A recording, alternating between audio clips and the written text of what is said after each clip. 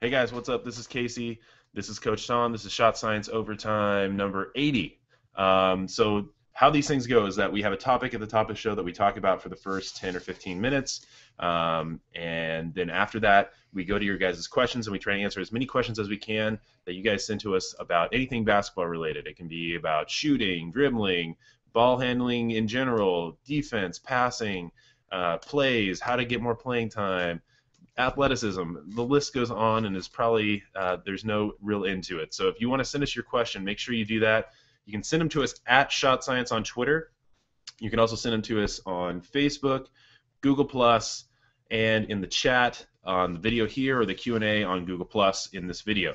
I know that's a lot of places, but it just gives you a lot of options to find us. So make sure you send us your questions. Go out, tell your friends, family, whoever's into basketball to watch the show and send us their questions as well, because we need to get as many people over here as we possibly can, just so that we can have great shows for you guys, get other great guests on, and have all the answers that we possibly can to help make you guys better basketball players. So let's see. Today's topic is what to aim for when you're shooting a basketball.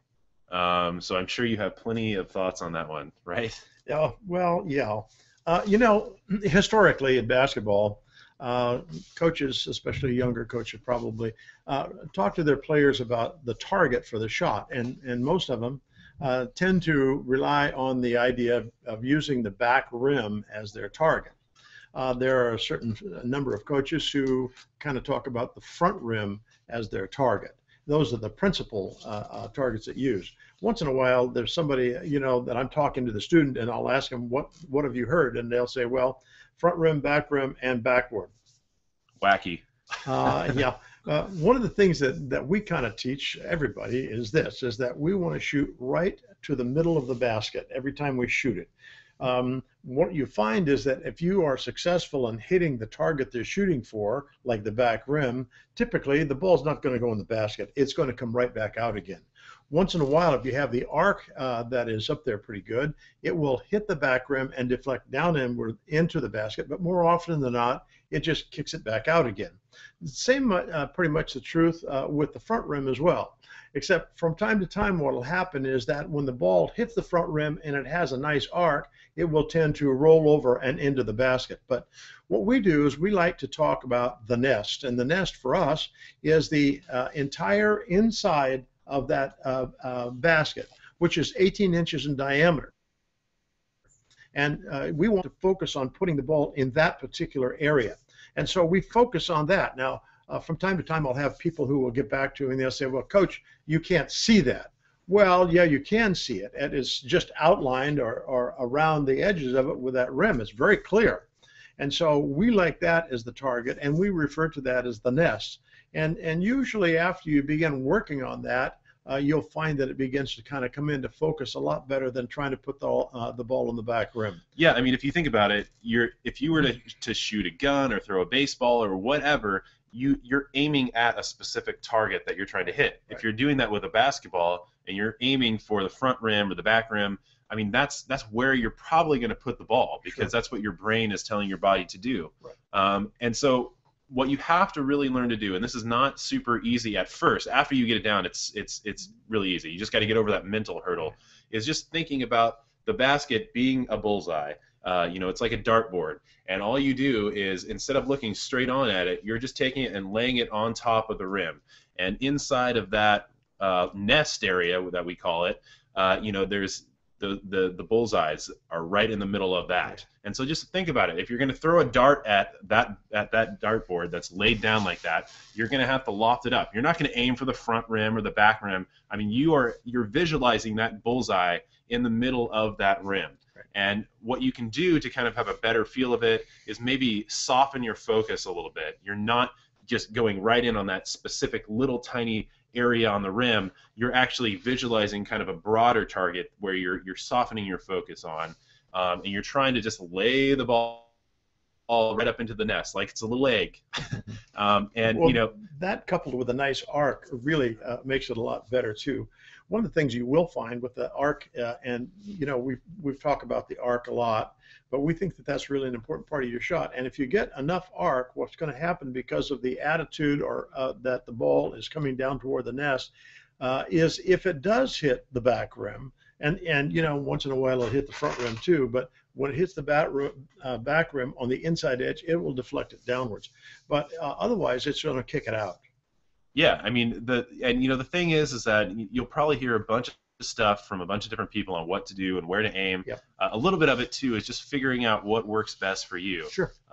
We feel that if you're going to aim for a target, you should aim for the best spot that's going to give you the best results. Right. And if you're trying to put the ball in the middle of the basket, I mean that's really where you should be aiming. Right. If you're trying to throw those darts, like I was saying, you're not going to be aiming for the front or the back. I mean, you have to think more three-dimensionally or multi-dimensionally, because you have to go up and over that plane that is kind of that's perpendicular to you. So you have to get the arc. You need to be aiming for the middle of that rim. You just have to be a little bit more visual about it. Right. Now, that target is one that we teach to most everybody.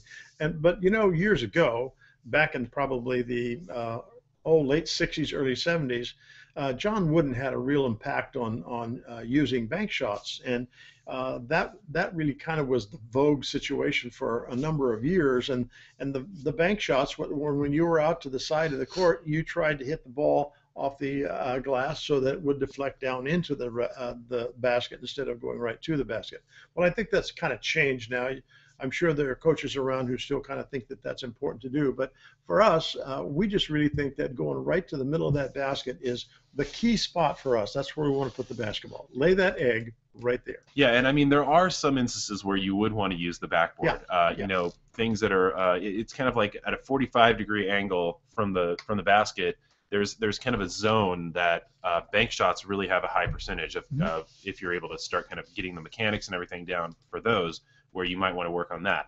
That is a whole different target, but basically you're thinking about putting it in the same spot in the rim, so you have to work on kind of the geometry of that. Right. Well, Tim Duncan uses that little bank shot quite a bit. When he's out to the side and he turns the basket, he uses that bank shot a lot, and he's really accurate with it.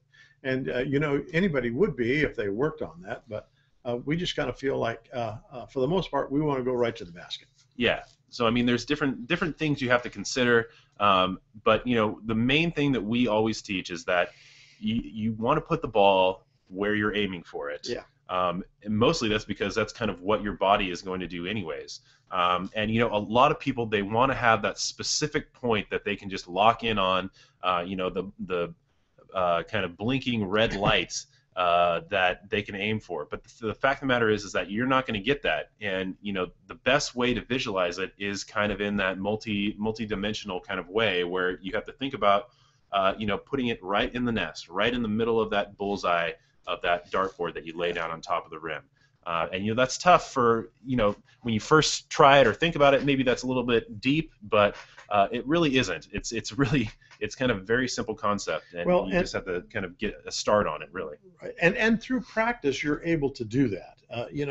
One of the things, I had a student this morning, and this was the first time he'd been with me, and one of the things that we talked about in departing is that you have to spend time working on all of these elements in order to make it a matter of muscle memory. And once that you kind of get the muscle memory down, then even if you are adjusting distances, usually that's going to work out for you pretty well. But it just takes a lot of practice.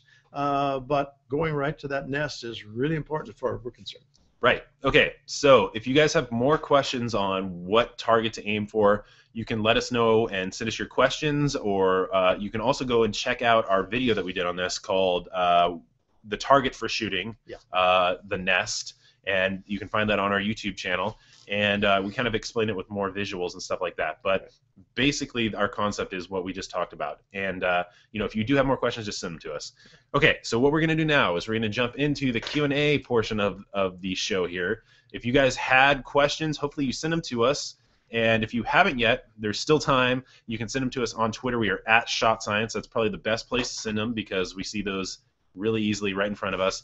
You can also send them to us in the chat of the video here on YouTube. You can send them to us on Google+, Facebook, or in the Q&A app here on the Google Plus Hangout. So just send them to us so that we have stuff to talk about, and go tell your friends and family that are into basketball to check out stuff. Okay, let's jump into these questions. They're starting to pile up here.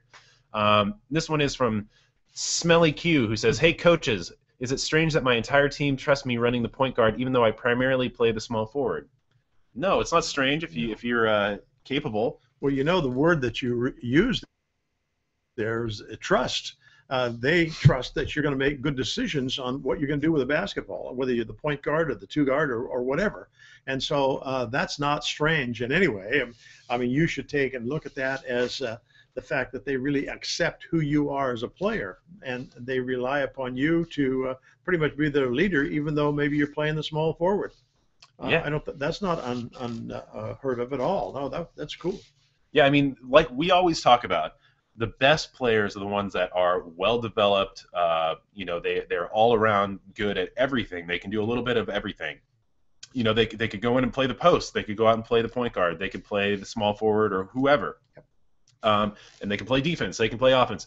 Those people that are the most well-rounded players are the ones that everybody wants to have on their team, because you can put them anywhere. They're going to perform. They're going to do well. And it's just kind of a bonus all around. Well, and just that word that we mentioned there a while ago, that in itself is just huge. That is trust.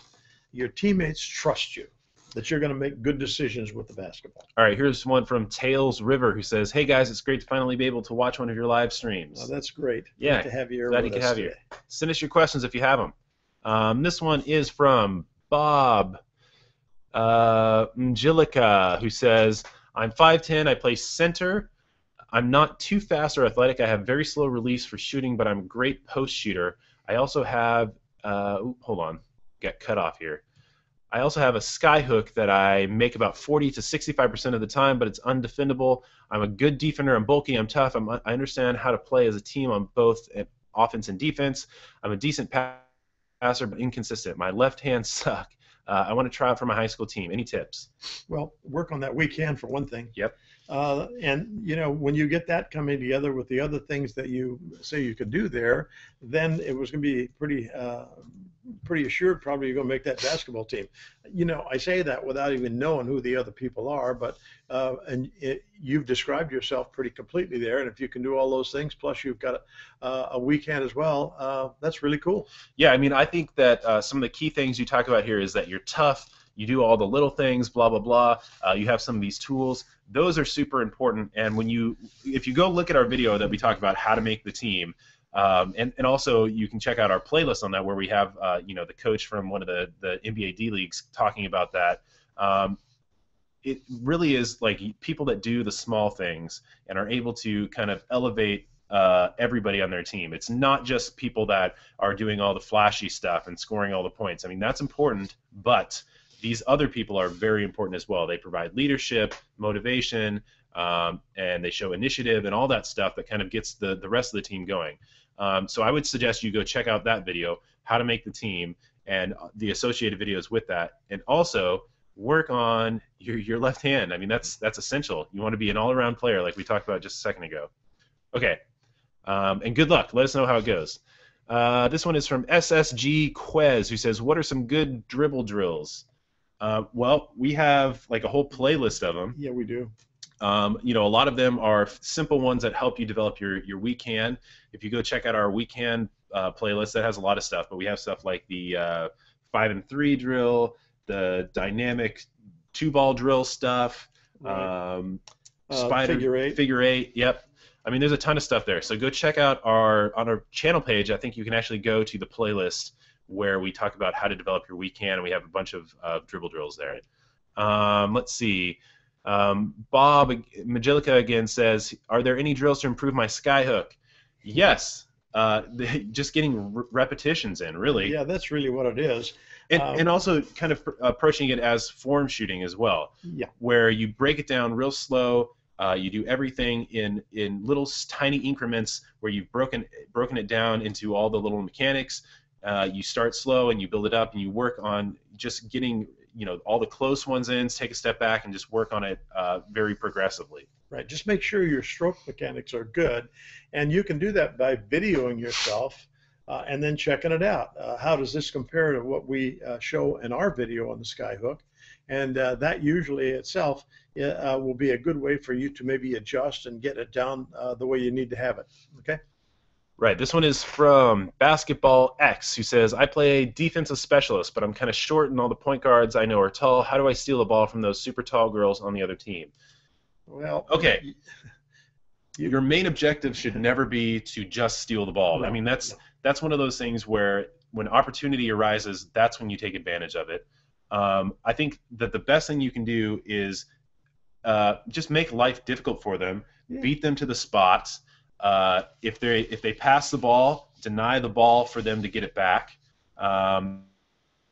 If you are trying too hard to steal the ball from them, especially when they're trying to dribble, you're going to find yourself getting beat a lot. Well, you say here that they're super tall girls. The size of the girl doesn't make any difference. The thing that you want to remember is this, is that you want to take and get into them and really focus on defending them when they have the basketball and when they are looking to receive the basketball, like Casey's talking about. Deny them the basketball. Don't let them have it.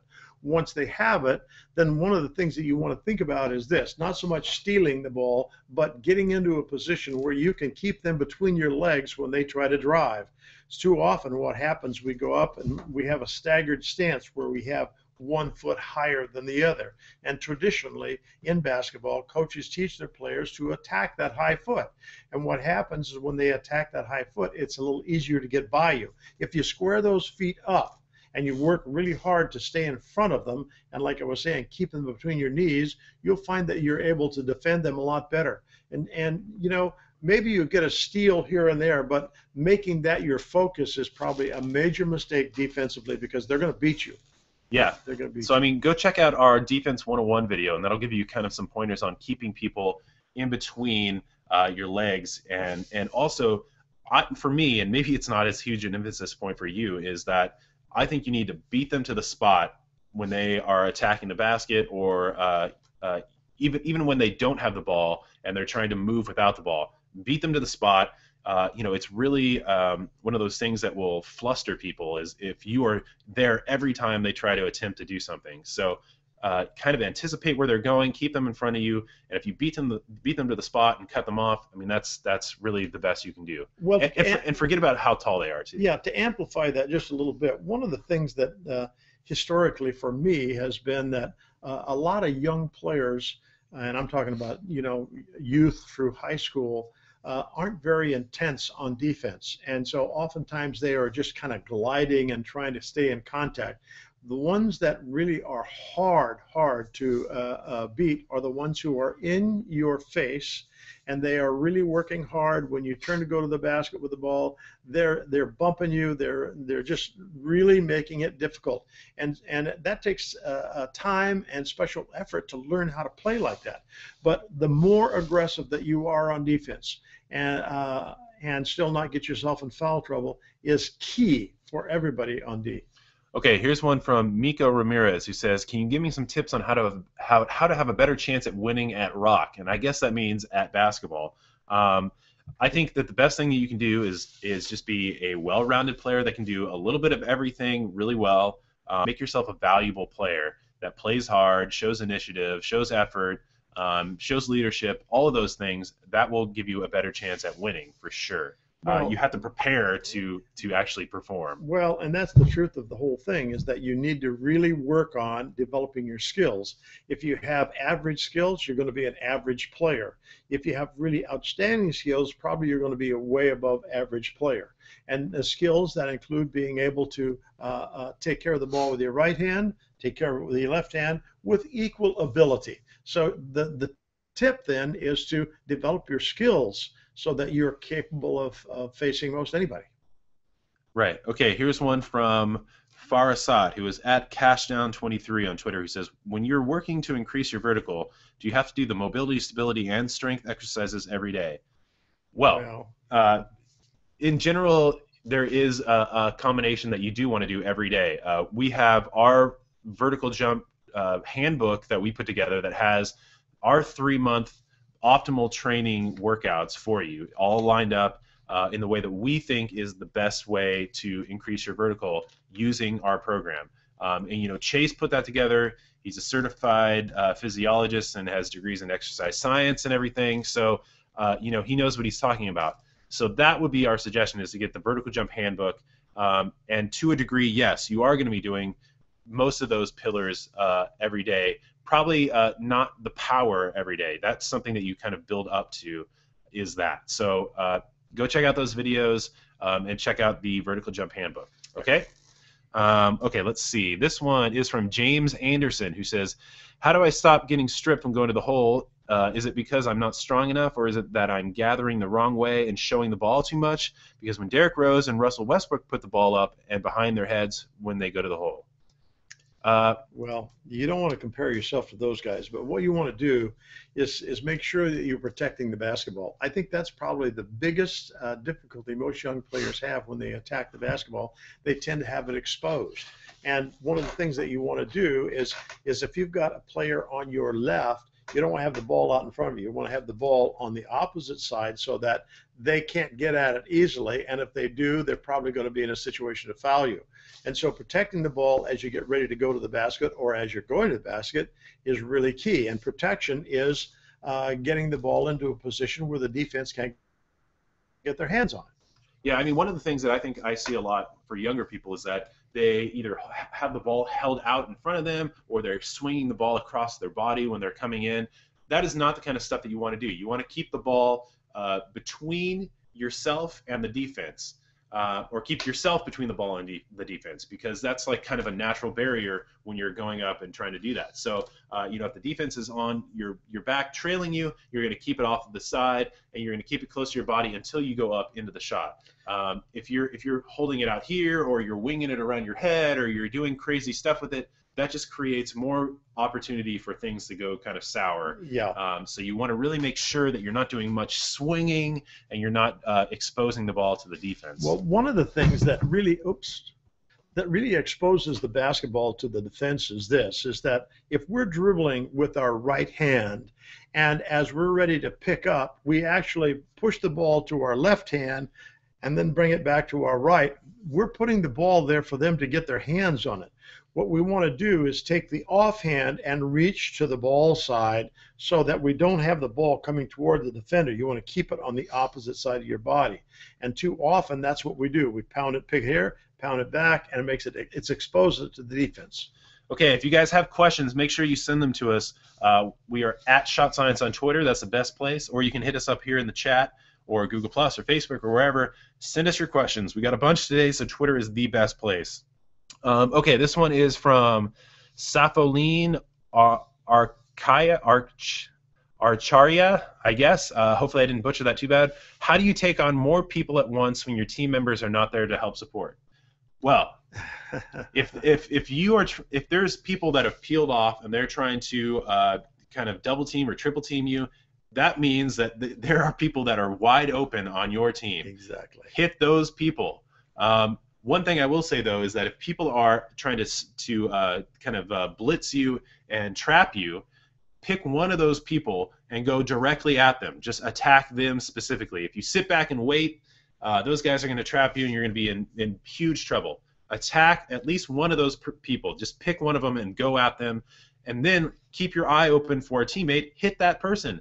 There's no reason why you should try to take on an entire team of defenders. Or even taking on two if you don't have to. One of the things that Casey's talking about there is really key, particularly when we're being double teamed. And one of the things that is really good is select one of those and attack him. And the one that you should probably think about attacking is the one who is toward the middle of the floor. If you were to attack the one that is closer to a sideline, what they're going to do is they're going to run you right into the sideline, and that becomes another defender, and then they're able to get you trapped over there on the side. But if you attack the person that is toward the middle of the floor and you go at them hard, then the other person is canceled out because they can't get to you or get at you. So you use that attack to escape from that double team. But if you're taking on more than that, that's a mistake. You need to share the ball with those other guys. They've got to do their part of it too. You can't do that all by yourself. Yeah, I mean, even if two guys peel off and they're on you, I mean, get it to the guy that's open. Yeah, really. I mean, that's how you create opportunities, is moving the ball, hitting the open man, And that's and that it'll come back to you too. I mean, it's not like you won't have an opportunity to get the ball back. Right. Okay, let's see. This one is from Juan 01134 in the chat. They say, what drill should I use to help me be? What drill should I use to help me shoot better with my weaker hand? Well, a major question there, I think, on that is what kind of shooting. If you're shooting field goals with your weaker hand, I wouldn't spend any time on that. I would take and focus on my strong hand for any shooting from the field. Let's say we're mid-range shots to three-point shots. Those all should be done with your strong hand, and don't worry about the weak hand. If you're shooting lay-ins, then that's a little different program. You're going to be right at the basket, and you need to be able to use both hands effectively to the basket and crossing under and laying back. You have to be able to do all of that. But if you're talking about field goals from, like I said, from like the mid-range out, you're wasting your time. Focus on your strong hand to take care of those shots. Yeah, I think if you're within about 5 feet of the basket, then shooting with both hands ambidextrously is probably great. Not bad, yeah. If you step out to about 8 feet, that's when you're kind of reaching the point of diminishing returns. Yes, it is. And you need to really think about the fact that you could be a moderately okay shooter with both hands from the mid-range and three-point, or you could be a great shooter with your strong hand from those places because you're going to get more repetitions doing that. Right. And if you are spending time working on your weak hand from back there, then that's going to cut into the time that you would spend on your strong hand. And what happens there is that you're building a skill that is not necessary, because if you are taking a shot where you would be better off shooting with your right hand or shooting with your weak hand than your strong hand, then you're probably not open enough to take it, and it's not a good shot. So work more on developing that strong hand from as many places as you can on the floor, and also creating space, because that will help you get open shots and open looks. Don't waste any time shooting mid-range or three-point with your weak hand. Not worth your time. No. Close into the basket, doing stuff like lay-ins and maybe little putback shots, that is great, like within 5 feet or so. And the thing with that, anything with your weak hand, you do the same exact drills that you do with your strong hand. You probably just have to do them more, because it takes repetitions to build up that muscle memory and kind of get all of that dialed in. And your strong hand already has the advantage, so your weaker hand is going to have to take more time. You're going to have to be more thorough with it. Right. Okay, moving on. Let's see.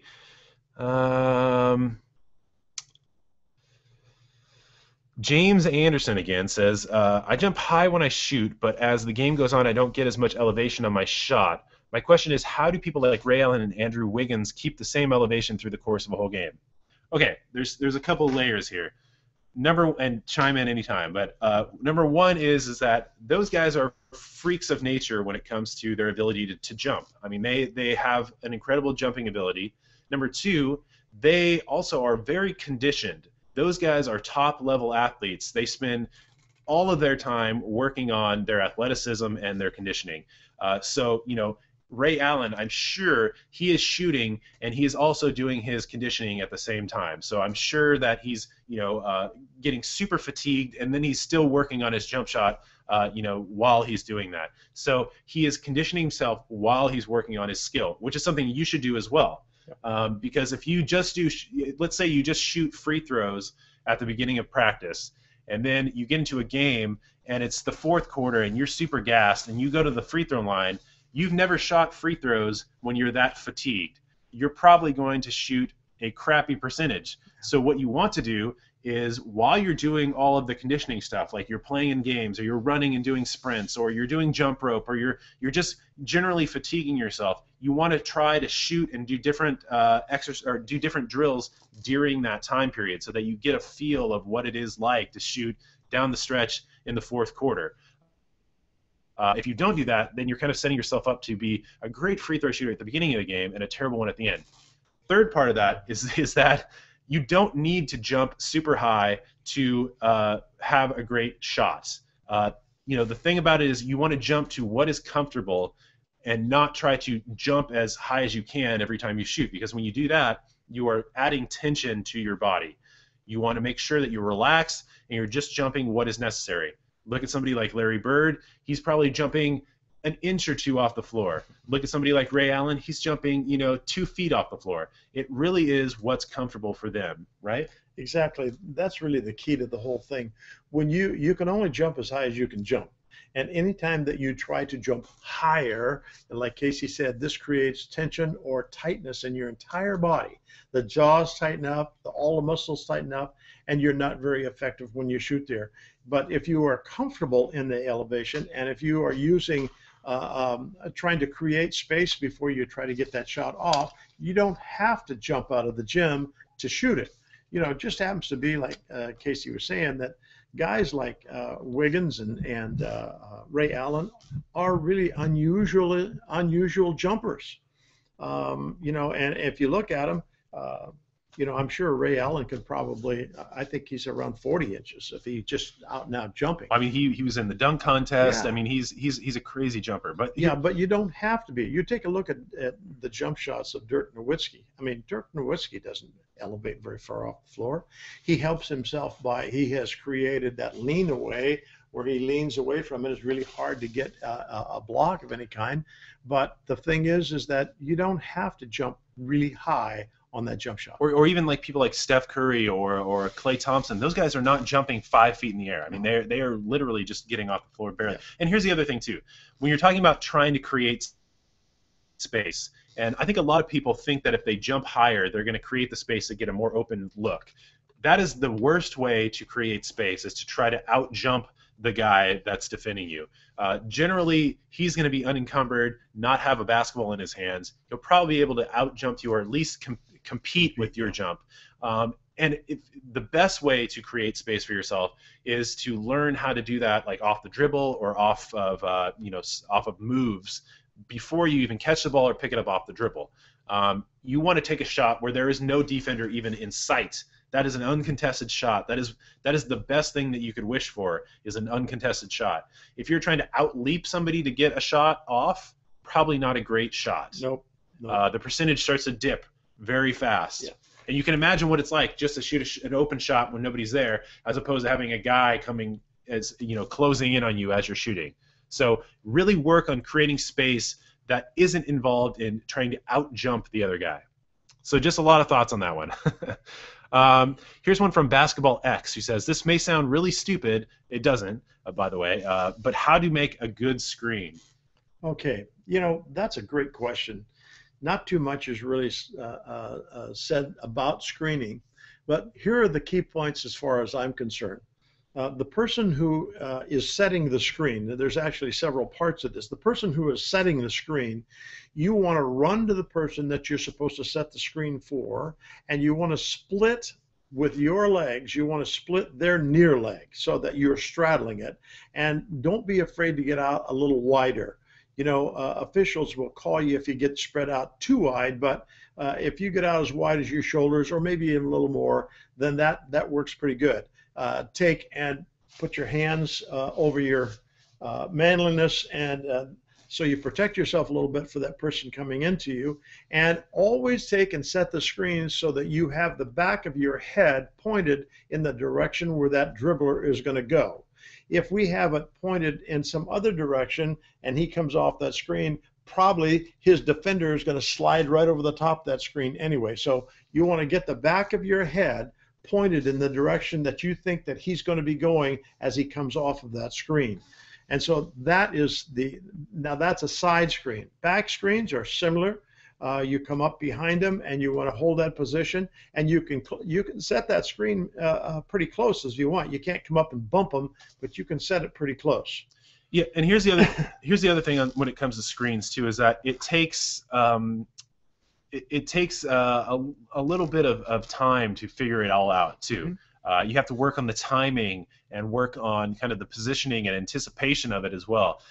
So it's not something where we could just tell you those things and you go out and you're going to just nail it perfectly the first time. Yeah. I mean, you have to spend some time kind of working on it and experimenting a little bit, because a huge part of it is just the timing and anticipation of it. Like, you want to get there just before and establish yourself just before that guy makes contact with you. If you go too early, he's going to see it, and he's going to know, oh, okay, if that guy's going to set a screen, I'm going to slip it, or I'm going to go over the bottom of it, or underneath, or whatever. Call whatever. But it's one of those things where you need to kind of work on getting there at the right time, and that takes a little bit of experimenting to figure out. Well, another element that comes into play. Yeah, another element that comes into play here is that when you are going to set a screen for someone, that person whom you're setting the screen for, not on, but your teammate who you're setting that screen for, has to be smart enough that they let you get set before they go. I see this all the time, and they get away with it quite often as well. We're coming up to set the screen, and the person with the ball takes off early, and the person who's defending him runs into that screener, and the foul's on your teammate. They call it on the screener. He has to be set when there's contact made, or he's responsible for the foul. And so the person who's catching the ball and is going to receive the screen for him has to be busy keeping that other person with a jab step, a shot fake, just keeping that person busy. And then as soon as that is set, be ready to go and cut off of that screen. Yeah, and those are important elements for both players. I think it's super important that the person with the ball is actually setting it up too. Mm-hmm. If you set up a lead the opposite way of the way that you're going to go over the screen, that guy is preoccupied, or your defender is preoccupied with what you're doing. He's going to kind of lean that way. Your teammate comes, sets a screen over here. You go. He didn't even see that coming, and that's kind of the best way you can go. After that, after you set the screen, the other thing you want to do is you want to open up to the ball and pivot on that inside foot, so that when you open up, it's not like you're turning the back on the ball, but you are opening up to your guy, because what that does is that seals the defender behind you. And so you're opening up, he's behind you, your teammate has the ball, he's got a guy on him, he dumps it into you, you've already got the guy pinned behind you, and you have a line to the basket. And if that guy tries to contest you, he's coming in from behind, it's probably going to be a foul on him if he tries to do anything to really stop you. So let's talk a little bit more about other parts of the screen. What's the defense going to do when that screen is set? Well, they've got several options. Number one, their coaches typically will tell them to get over the top of the screen with the ball. In other words, they want to step over and around that screen so that they have themselves between the screener and the dribbler so they can stay with them. And one of the ways to do that is that when somebody comes to set a screen, and they're going to set it on your near leg, it's a good idea to take that leg, your own foot, and step over or step under, so that if you step over, you can slide over the screen, or you take and pull that foot. They can't move once they set that screen. Okay, and so if you step down lower, then you can slide through between your man and that screener and stay with your person as well. It's important too, the person who is receiving the screen has a number of options. Number one, they can choose not to accept the screen. Not accepting the screen may be this, is that the defense is all set up to defense that, but instead you make a little juke one way and you go the opposite way, and oftentimes you catch your defender kind of going the wrong direction. That's not accepting it. If you're going to accept it, you want to set it up, come off of it really hard. The defense can either go over the top with you if they can get through there. If they can't, they're going to slip through between their man and the guy that they're guarding to try and stay with you, or they can switch it. Now, there's some other possibilities that you could do there too, but switching it means that the two defenders now are going to just switch men. And oftentimes what happens in the course of games is that teams will try to take and create switches where you have small men happen to switch on to big men. And when you get those kinds of mismatches, then they can take advantage of you. Yeah. I mean, we'll try to have a video on that at some point soon. It's one of those things you got to kind of get used to doing. Okay, here's some questions that kind of relate to each other. This one's from Ontario Hullum, who says, "Can you tell me how to have confidence in basketball?" And then Jeremiah Ortiz says, "Hey coach, is there a way that I could have more confidence in a game or a tryout?" Okay, really, when it comes to having confidence, it comes down to have you developed your skills? Have you put in the time to have your skills be there? Because if you have the skills in place, your confidence pretty much is right there following up. If you don't feel confident in your skills, that's when you don't feel confident in playing. when it comes to like tryouts and stuff like that or games, you need to play to your ability. If you're trying to play above your ability, that's when you kind of start to do things that turn into mistakes. Like if you try to do too much and you're not necessarily really there in terms of the skills, that's when things kind of start to degrade. So you really want to develop your skills, and then the confidence kind of follows behind with that. That's really the truth of it.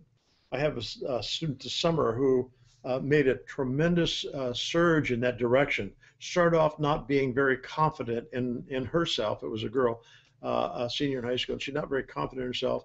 And after about 4 weeks of working on her skills and working on the higher level of basketball group, a club team, all of a sudden it was just like there was a light switched on, and she just became so much more confident in herself. And I asked her the other day, I said, you feel pretty confident about your skills right now? And she says, yes, I do. And so it all has come through just a lot of hard work, and that hard work is centered around developing your skills. All right, this one is from Matthias Basket, who says, how high should I throw the ball? And I think that he's talking about shooting. Well, I would recommend probably the best thing for you to do is go to our videos and see Get the Perfect Arc, or Getting the Perfect Arc, and that'll tell you what the arc ought to be and why it's important that it be that high. Yeah, and also that does take a little bit of experimenting as well. Well, it does. Okay, this one is from Brandon Chu or Chow, who says, do you recommend dipping the ball when shooting? Will it affect the shot? We do not recommend doing that because there's several reasons. One is that our philosophy on shooting is that you want to be as efficient as possible. And so that means cutting out all the variables where things can go wrong or degrade or will just make your shot more complex. And so dipping is one of those things. People do this dipping motion to gain rhythm. And that's really the only reason that you would use it. And you'll see it like when a guy, like let's say Steph Curry, catches the ball. He's at a dead standstill on the perimeter. He has no footwork to generate rhythm. He'll use the dip to gain rhythm, and that's the only reason he would use it. If you watch him catch the ball off the pass, he's not going to use that because he's using his feet to gain the rhythm. And you know, some people do it all the time. We think it's bad for these reasons. Number one, it's a variable. Something can go wrong. You're moving the ball in this space, and that's an extra movement that you don't need. You can do the same thing, get the same rhythm required by using your footwork before you even catch the pass, which will make your shot quicker and faster. Number two, you're exposing it to the defense more so than you would if you go straight up into your shot. If you're pulling the ball down and you're dipping it down, I mean that's giving the defense time to get their hand in there. You know, and the other thing is that it takes time to do that, so it's going to take longer for you to get your shot off. And you know, the other thing that I think is the most important is that it's just not necessary. And here's an even more important point. Some people say, well, all the pros do it. Well, not all the pros do it. And they do it in those instances that we talk about, like Yep. being at a standstill or something like that with no generated rhythm. Right, and some of them will do it sometimes and not other times, and the conditions like Casey's talking about there have a lot to do with that. But that doesn't necessarily make you a better shooter because you dip the basketball. Not at all. It doesn't, and we're not saying that having we call the opposite up rhythm. We're not saying that up rhythm is going to make you a great shooter. What we're saying is that we just want to eliminate those things that are negatives, like taking more time to get the shot off. They're just variables. And we don't like to see those as a part of shooting. Now, does that mean that the people that don't dip then are horrible shooters? No way, no way. In fact, you know, most of the people that we work with, in fact, all of them we work with, they don't dip the basketball, and almost to a person, they all are very, very good shooters. So, and you know, here's it's just a different point of view. And our thoughts and philosophy on it are streamline your shot, because the more streamlined it is without you know, cutting out all of these variables and extra things that you don't need, the more repeatable it is. Yeah. And if something is repeatable, then you're going to up your accuracy. And your accuracy is what turns into points. You know, and if you're concerned about making baskets, that's how you do it, is having your accuracy kind of be as high as potentially possible. Right. You do that through repeatability. If you have all these different mechanisms as part of your shooting routine, that's when things start to break down, or they take longer to get off, or all these things that become complexities that will kill your repeatability. And so we are more in the line of streamlining your shot, making it a nice, fluid, continuous shot. If you look at somebody like Steph Curry, everything from the floor to his finish is one fluid motion. There's no wasted energy going into something else. Everything is fluid. And here's the other thing too. A lot of people, if they're claiming things about pros doing certain things and that you should do that too, just because somebody else does it does not mean that you should do it or that it's the best way to get things done. A lot of these guys, and let's just go with the pro people, they are where they are, not necessarily because they are the most skilled basketball players. The greatest shooters, maybe there's a few of them in the NBA, but I can guarantee you that if you take a trip through the Midwest into places like Ohio, in Indiana, Iowa, places like that, even Utah, there's people there that are incredible shooters that will never make it into the NBA. Right. They might not even make it into the NCAA because they don't have the bodies, they don't have the size, the athleticism, maybe they don't have the drive. They end up wanting to do something else. But there are people that they literally spend their entire life working on their shooting, and they are incredible shooters. Like Dennis Stanton, who's one of the shooting coaches that we go to, and that has he's an incredible shooter. He probably makes a higher percentage than most anybody you would ever know. There's video of him just sinking every shot from close in to half court, and you don't see him in the NBA. So you don't see him dipping and swaying and that kind of stuff. Yeah, I mean, so there's a lot of great shooters, probably the greatest, that never make it to the top level. Right. A lot of these top level guys are super athletes, and they get by because their athleticism is so insane. You look at somebody like LeBron James. He is a top level athlete. He has incredible basketball skills. Are you going to tell me that his basketball skills are greater than somebody else? Or greater than everybody else? Probably not. There's probably people that have better skills than LeBron James, but he is the super combination of great skills and athleticism. So people like that are able to get by a little bit more than people that are maybe like me. I'm 6'2", I'm fairly athletic, but I'm not 6'9" and super athletic. So if people tell you that the greatest people are in the NBA or whatever, that's not necessarily true. Those are top-level athletes that have these incredible skills. So be wary of hearing things like that, where the greatest shooters are in the NBA or whatever. That's not necessarily true. There are some great ones. Ray Allen, Kyle Korver, Steph Curry, people like that. They are great shooters, and they probably would be in some of the top levels of grading shooters. But believe me, there's some people hiding out in the Midwest that are, that level or higher in terms of percentages. So just think about that a little bit. Okay, rant over. This one is from Smelly Q. He says, "Hey coaches, thanks for responding. Because of you guys, my IQ of basketball has gone up a ton, and I am now sixth man on my varsity team." All right. Awesome. All right. That's great. Keep working, man. Let's see. This one is from Lawrence Johnson, who says, "I'm a 6-foot point guard. How can I become a knockdown shooter, and also how do I become a better passer?" Just working on it, man. Yeah, that's really the truth of it in both cases. Being a knockdown shooter is just working on cleaning your shot up and make sure that your shooting mechanics are very valid and sound, and then spend time on it. You talk to different players in different places, and one of the things that I've heard regarding Ray Allen is he goes out and shoots several hundred shots before every game. Okay, and probably practice. He's shooting 500 shots before he practices.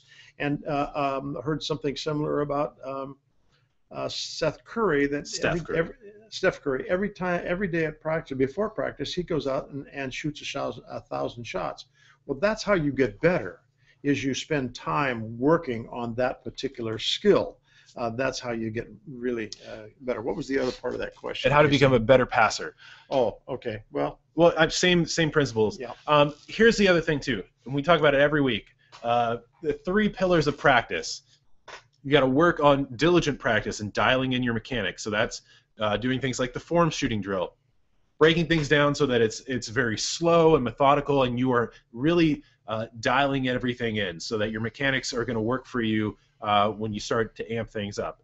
The next pillar is game speed, game intensity practice. So you're taking the skills that you kind of were working on in your diligent practice, and now you're upping them to the level that you would see in a game. So that means that either you're visualizing a defender is there, or you actually have a defender there, and you're playing at the speed of a game. And that's how you really prepare yourself for the next pillar, which is actual game experience. And so you got to get out there, whether it's a pickup game, AAU game, school game, whatever, get as much experience as you can applying that stuff, and then you will be confident in using it no matter what situation you find yourself in. And it really is one of those things. You got to find a balance on all that stuff. So, work on the form shooting drill for, every day, then get a little bit of the game speed practice in every day, and then get a little bit of game experience as much as you possibly can, because that having kind of that well-rounded approach will make you a better player. One of the problems that most young players kind of fall into is that they go and they play basketball with their buddies. That doesn't make you necessarily a better player. What really helps is you go take and spend an hour and a half working on your skills and all different phases of your skills, and then go play with your buddies. That's what really counts. And that's where you're going to make some really good moves forward as well. And also not just playing against your buddies. One of the best things you can do is going out there and finding courts where you don't know anybody and people are better than you. Yeah. This is a little personal anecdote, I guess, but one of the things for us is that we grew up here in this beach town in Santa Cruz, California. There are some great basketball players here, but you end up playing the same exact people over and over and over again. And when we were in 6th or 7th grade, we started playing in AAU tournaments and stuff, and we would go up to East Palo Alto or San Francisco or Oakland, and we would play teams, and they would just blow us out. We're talking like 50, 60 points, and they would just kill us. And, that first year that we played, it was pretty demoralizing. We come back the next year, suddenly we're contending and playing really well. By the year after that, we're the ones blowing them out by 30 or 40 points. And a lot of it is just getting out there and pushing yourself, because playing against good competition will make you better, and also knowing what's out there will make you better, and just being more well-rounded because you've seen more will make you better. So don't always go to the same court. Don't always play the same people. Really push yourself. That's how you get better. Okay. Lightning round. We're running late. We got to get through a bunch of these. Okay, this one is from Jeremiah Ortiz, who says, I have a question in both of your opinions. What shot is better, one motion or two motion shot? I personally have a one motion, but would like to switch to a two motion, but I don't know how. Why would you switch to a two motion? Stay with a streamlined shot. Yes, true. Cut out all the variables. Here's the problem with having sticking points in your shot. If you have any point in your shot where there's a pause or a stall, you are losing power at that point. Yeah. So if you jump and then you extend your legs and then you try to activate your upper body, you're losing power at that point where you do that. If you make it one fluid shot, you're going to be in much better shape. Okay, this one is from Ryota Akashi, who says, how to have a perfect floater or teardrop. Check out our video on how to shoot the floater. We give you all the tips and stuff that you need in that one. And also remember that it's not a high percentage shot, and you shouldn't spend too much time on that. Yeah, right. Okay, this one is from Matthias Basket, who says, a friend and I usually play basketball together, but he's taller than me and blocks me in one-on-one. How do I shoot over or trick him to get the goals? Check out our videos on shot fake, on finishes at the rim, dribble attacks, jab step, creating space. I mean, there's a ton of stuff. Check out our offensive moves videos, and we got so many things there for you. Let's see. This one is from Tails River, who says, I keep getting blocked when trying to score a layup against a player who's 6 inches taller than me. I manage to score sometimes going for a floater. I want to use this on occasion to thank you for your video tutorial. But is there another way to score in this situation? Sorry for my English. I'm not native. It's not my native language. I'm Italian. Your English was perfectly fine. Yeah. That is another situation where I would send you to the finishes at the rim video. Right. If you're having problems scoring when you get to the basket, I would say limit your use of the floater and work on these other things that, I mean, I think we give you like 8 or 9 moves in that video where you can actually kind of use a few little tips and tricks to get the defense off their game. And you'll find guys like Dwayne Wade and I've gone Chris Paul and the Spurs, Tony Parker, yep. Those guys do great work around the basket using some of these same moves that we have in our videos. Okay, this one's from Piggy Destroyer SRB, who says, I'm 6'2", playing center. I'm always the fastest guy on the court, but when I go on a fast break, I'm going too fast and I miss the layup. How do I improve my accuracy? Well, practice. Yeah, that's really the truth of it. And if you're missing layups, I would suggest that you take and always try to finish with underhand layups on those fast breaks, because what happens is that when you are going full speed and you have your hand behind the basketball as you would for a traditional layup, you tend to put so much of that run-up speed on the back of the ball. That's why it ricochets off so hard. If you go up underhanded, what you find is that the ball is much softer and you don't get that long rebound backwards. Okay, this one is from Abdul Kala. Says, hey, hello, Coach and Casey. I would like to know if the high school you go to matters in getting into Division I. It can. Yeah, I think there's certain schools probably that have more of a track there. But, the thing that probably is way more important as to whether you get into Division I or get into any college program anyway is kind of the travel team route, because that has become probably in the last 20 years or so the major kind of way that players move from high school into collegiate sports. And I don't think that's going to change anytime soon either. So that's what I would be focusing on is not so much the high school you're playing in, but what kind of a club team that you're able to be involved with, because they have better contacts, it seems, and they play in front of college coaches during the spring and summer. And that's really key, because if a college coach can't go to your high school necessarily and make contact with you to watch you play, he can have somebody do it, of course, but still, it's better if you can play on a national level tournament like the tournaments in Las Vegas, Los Angeles, and back east as well. Okay, this is Kareem Char and Denzel Banks. They're asking about where to aim when they're shooting. Mm-hmm. Check out the first 10 minutes of this video, or go check out our video on what target to aim for, the nest. That will help you. Yeah. Okay, and then we have some people that are saying, like Calverley Militia says, Lynn has a big dip and also has one of the fastest shots in the league. What do you think of that? And then Abdul Ka says, the dip has actually been very helpful to me. Okay, here's the thing. If you want to use it, go for it. Yeah, we're not trying to change anyone's mind here. Well, I think we are. I mean, we're trying to say, from our approach, it is not necessary, and it doesn't help in the way that people think that it does. No. It generates rhythm, and you don't need it because it's just another variable. If you use footwork, you will actually get your shot off much faster because you are prepping for your shot before you even take off. The 1-2 step into the shot is taking care of a third of what you need to prepare to shoot before you even catch the ball or pick it up.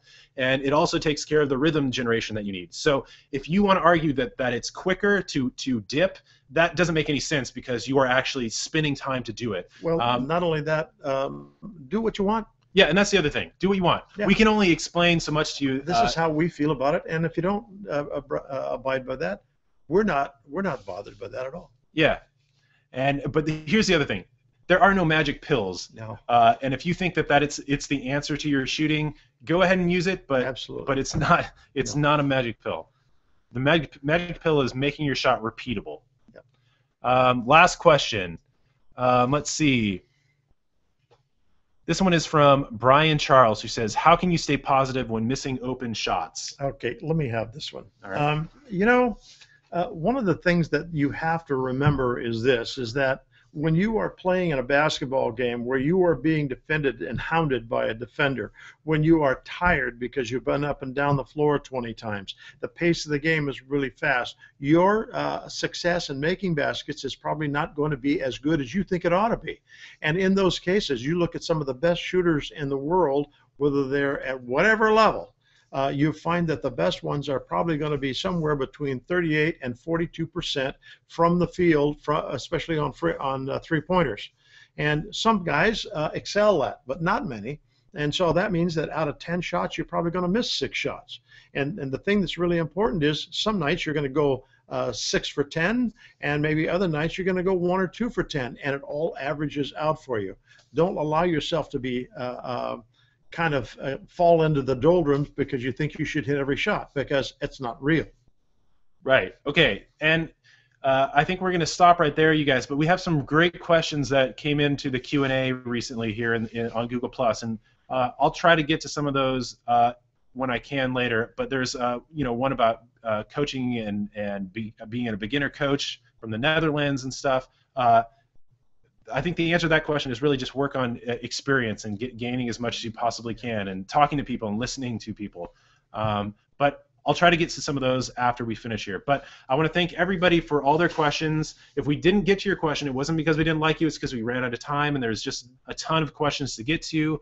If you want us to answer your question, make sure you tweet them to us during the week, or you can also send them to us on Facebook or Google+, or find a video on our YouTube channel that kind of applies to what you want us to answer the question about. And we will try to get back to you as soon as we possibly can. And if you want it to be answered on the air, just find us again next week, 1 p.m. Pacific time, and we will try to get to as many people as we possibly can then too as well. But thank you so much for showing up. Thanks, guys. And we will see you next week at 1 p.m. Pacific time. Follow us on all our stuff. All right. See ya.